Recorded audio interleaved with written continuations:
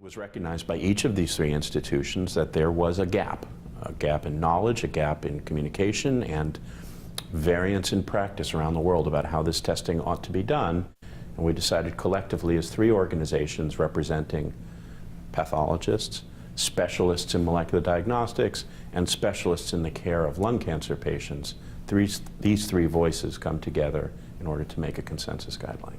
Lung cancer is the #1 cancer killer in the United States and in the world.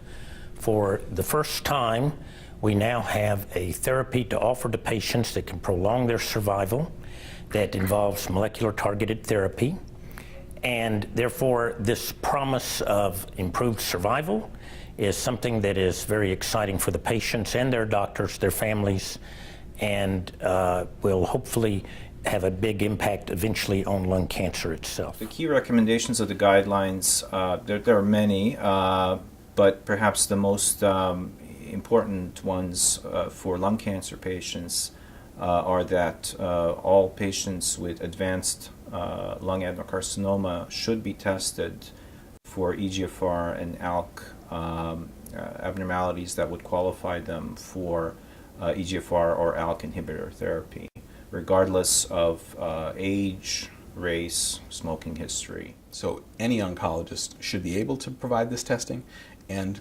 should do this testing for their patients to give them the optimum care. So for me, molecular testing was very, very important because if they couldn't test my gene, we would never have known that I could have had this treatment. So I'm very, very fortunate. We've realized that if you have a drug that can specifically block that genetic abnormality in that lung cancer cell, you get dramatic benefits. I joined the trial, and I was very, very fortunate because within a few months, my tumors began to cavitate and decrease in size. So I'm sitting here now 971 days later, and I'm happy to say that there are no active tumors on my lung.